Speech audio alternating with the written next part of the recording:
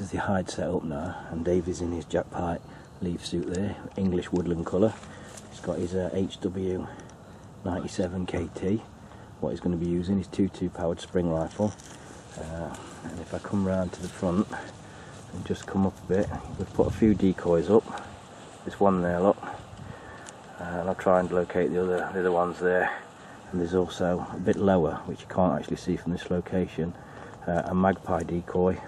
And if I zoom in, you might just be able to pick up. I'm not sure if you can or not. I don't think you can. There is actually another wood pigeon, what we've put just below the centre of screen now.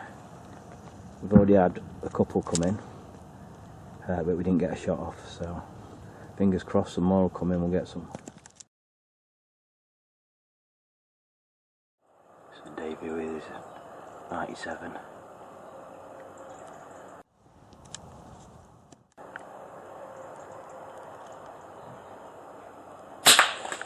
Great shot, mate. That's how to kill a pigeon with a 97, guys. I'll just turn around. There he is. Cracking shot, mate. Here's that pigeon I've just retrieved for Davy. If I zoom in, he went for headshot. What did you do? Did you go 1.5 mil dots holder under. Under, because yeah. Look at that. Perfect headshot. That is how to kill a pigeon humanely.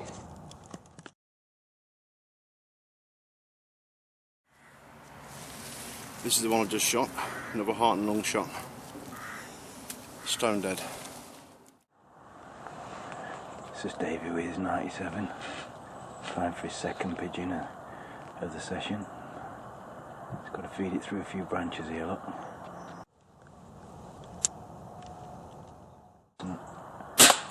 Great shot, mate. Oh, yeah, that crashed straight down. That's another fantastic shot through them branches. Well in, mate. Just show you the second bird what Davy shot, which is this one here. When I picked it up for him, I noticed this exit wound here coming out of the top right hand side of the bird, and look at this for a perfectly placed shot. His entry wound was there, and he's come straight across and out there, straight through the heart and lungs. That's why that bird went down so fast. That's out of place, a heart and lung shot on a pigeon. You don't get much better than that. Go for the top one then. He's 22 metres.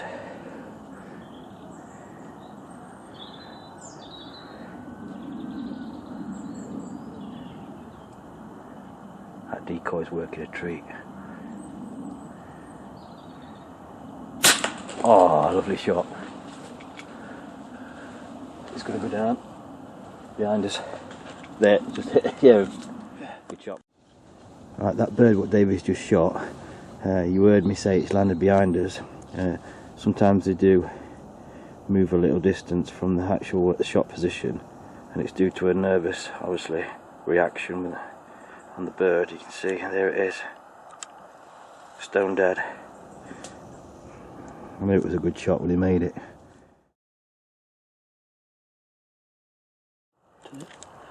He's just in between those. Got him.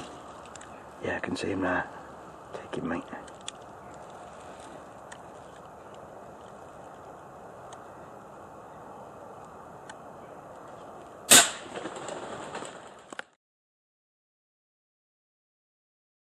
Whenever you are. 15 yards, mate. Sorry? 15 yards straight on your crosshair. Angle's not too steep.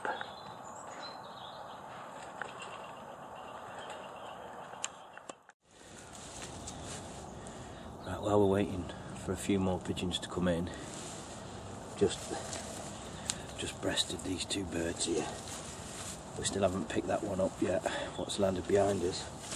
But we've got 4 nice breasts now. What we're going to pan frying garlic later on. Did that using this little jack pipe knife what someone called Joey, a friend of mine, bought me for my 39th birthday a year ago. Did the job quite well, so Thanks again for that, Joey, aka Wuzzy or Garfield from the Hunting Life Forum. I'm sure these are going to go down well later on, these woodies. I'm going to try and get this crow.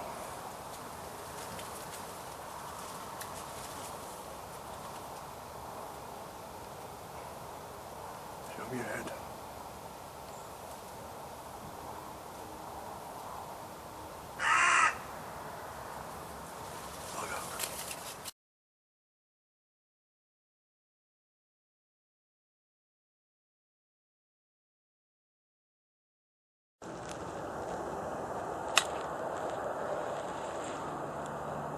This one's about 20 metres away. Davy's having to take it standing unsupported.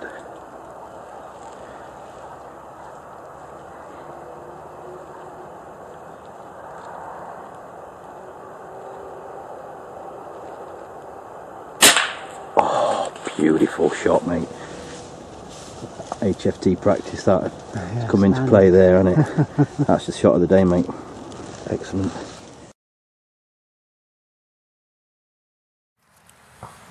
Well, I've had a good day on Si and Davy's shoot. They're here also. I'm on the fringes. They're here somewhere in the middle. It's getting a bit dark now for the camera, so I'm going to call it a day. Well, here's the other two, Davy, what you shot. Yeah.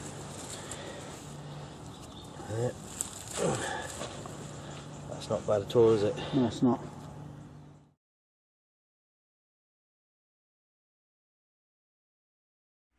Right, this is Phil's permission now, and while Davy and Phil was check zeroing their night vision equipment, I just walked down the field with the Edgar Brothers XVI 22 caliber, and I was using the night sight.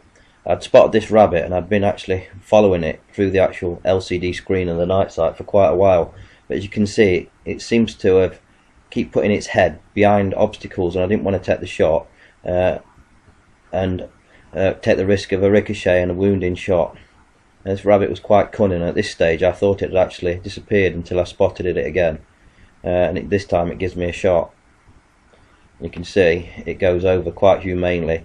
Back legs are going with the nerves, but the funny thing about this, when I actually went over to pick it up with the torch, I couldn't find it at all, no matter how long I looked, so I was a bit disappointed.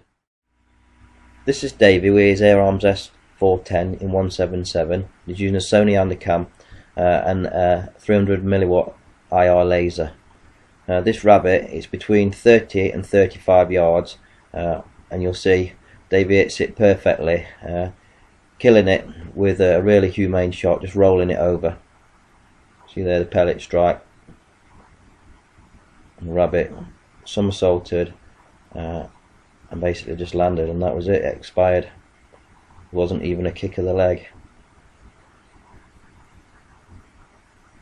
See, very, very clean. This is just me now scanning with the night sight, and I'm looking to see where I'm going to stalk to next. The problem we had this night is when we started it was about 1-2 degrees, but by the halfway through the actual hunt the temperature dropped to -2, and with the field having a lot of sheep in and tractors going through it with the mud, it turned ever so crunchy, so stalking on the rabbits became a nightmare. But you can see when I come back to the right, the eyes are shining up quite nicely with the night sight, and them far ones are probably 110, 120 yards. This one here is probably 80 or 90, as you can see when I flick on my laser, and it's well above the actual crosshair. I see this rabbit and I estimate it being around about 45-50 yards, so I put the crosshair on the top of the rabbit's ears, but estimated too far, and you can see reload for a second shot. I was going to give it halfway down the ears when I spot this one, so I thought, alright, I'll laser this one and see where this one was. You can see the laser just falls above the crosshair. I've slowed the footage down now so you can see the pellet impact perfectly in the brain area, and as you see the rabbit jumps on impact with nerves, lands on the floor, rolls, and it expires really quickly. They don't seem to be moving too much this night, but I don't know if it's to do to the cold weather affecting the nerves of the rabbit. Normally they seem to move more than this. This is me just setting up the Sony Handycam with night shot mode on and using a torch to show you that rabbit I've just shot. As you saw, it went over in slow motion, but for some reason when I converted the file I lost the voice, hence the voiceover now. but it was a nice clean shot and I was quite pleased with it. It was a little bit further when I actually paced it back to where the rifle was than I'd actually thought in the first place. I've just put this bit of footage in because I was standing right at the far end of the field and I noticed that tree there, and it was a long way away, so I turned round just to show Phil, because it's his permission, where I was, so he knows I'm at the back fence and the roughage, and then I skimmed back round to it. I don't know the exact distance, but when he viewed it last night he said it's a real long way, that distance to that tree. He's going to look on Google Earth and let me know, but he thinks it's well over 200 yards, that tree. This was my last shot before we called it a night and headed off home. I thought this rabbit was about 25 metres on my zero, but using .22 calibre you've got to be within ¼ really, and this one must have been at 20 metres and just sailed above its head, and this is sometimes the problem you get with .22 if your range estimation is not perfect at night.